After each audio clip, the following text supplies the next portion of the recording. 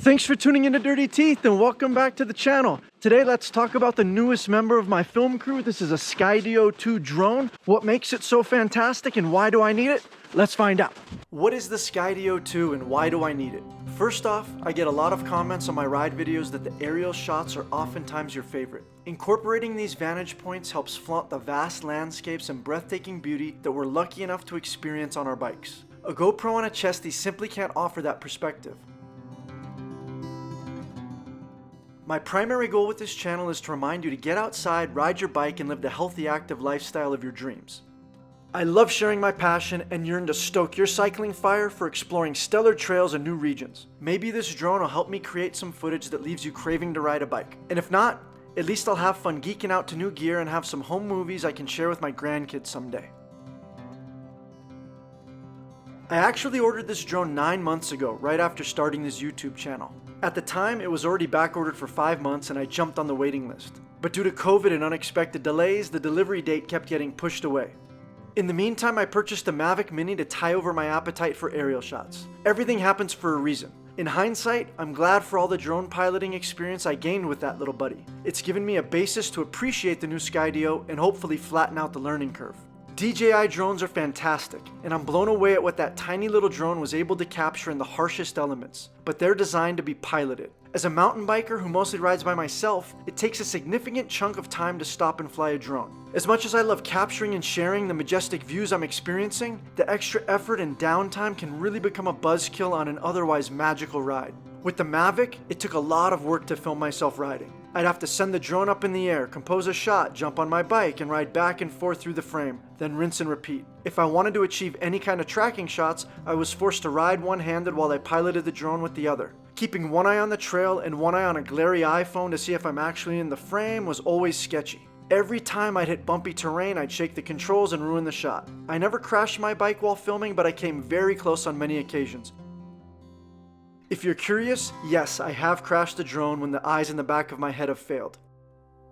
Once in a while, I'd get lucky enough to see other riders going by, and I'd relish the opportunity to grab some nondescript filming of them. That's been some of my best footage because I can relax and focus solely on flying the drone. You can realize where all of this drama kind of takes the fun and flow out of riding your bike, in addition to eating up a bunch of time. An hour-and-a-half ride could take over 3 hours, and I get a handful of usable drone shots limited to very short sections of trail. Enter the Skydio 2. Although it can easily be piloted if you choose, its pedigree is flying fully autonomously while maintaining a GPS lock on its subject without crashing. It has the best obstacle avoidance of any drone of this type that I've found. If you know of something better, please let me know in the comments below.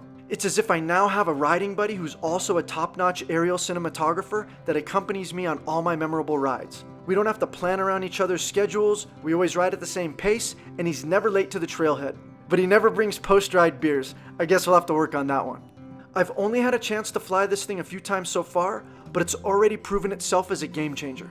My time off the bike and fiddling around to get cool shots has shrunk considerably, and my ratio of quality usable footage has skyrocketed. He's more skilled piloting himself than I could ever be. Plus, I don't even need to pull out my busted up iPhone 6 anymore. I simply pull off the trail, unzip the drone from its protective case that can also double as a landing pad, plop on a magnetic battery, and power it up. Then I grab the nifty GPS beacon and let them sync to each other.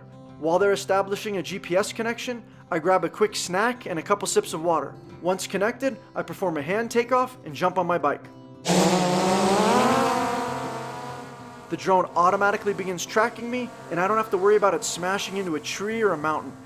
I don't even have to hit the record button. It handles that duty too. It flies with me while I ride for about 20 minutes, even in the extreme cold. And when the battery gets low, then I take him down for a hand landing. I either swap a battery and fly some more, or back in my pack he goes until I decide to fly again. Sure, I'm simplifying it a bit. There are a few nuances and a learning curve. It can't see power lines, fences, or really skinny bare branches, so I have to keep an eye out for them. Once in a while, it'll beep at me and tell me it's lost signal, but that's usually only if I've sent it really far away from me. And I have to tap some buttons on the beacon to make changes mid-flight. This could be to alter its relationship or distance from me, or to change between motion tracking, orbiting, fixed tracking, etc. But for the most part, it truly is set it and forget it, and it's light years ahead of the old Mavic Mini. I'm already customizing foam to keep the beacon in my gas tank for easy access, and I'm getting a handlebar mount. With these solutions, I won't have to hold the beacon at all. Suffice it to say, I'm super stoked. Can't you tell? Enjoying the ride is always my first priority, so riding faster and in control with 2 hands on the bars and my attention purely on the trail ahead and the sublime views surrounding me is what it's all about. No more futzing around, setting up a controller, attaching my phone, or riding back and forth a zillion times anymore. Boom! I still have a few videos in the pipeline from Utah and Arizona that still incorporate footage from my Mavic Mini, and even though the Skydio is pretty compact and not too heavy, I will miss how tiny and light the Mini is. I'm sure I'll still use it on certain rides or races where weight and size are a primary consideration. But from here on out, I'll be using the Skydio to tell the stories I want to tell, and hopefully the content will be engaging enough to inspire you to get out and conquer your bucket list. All this talk has me jonesing to get out, so I'm going to take a ride now. I'll leave you with a couple more minutes of Skydio test footage, so sit back and crack a beer. Don't forget to subscribe if you're digging what I'm laying down, and say hi in the comments below.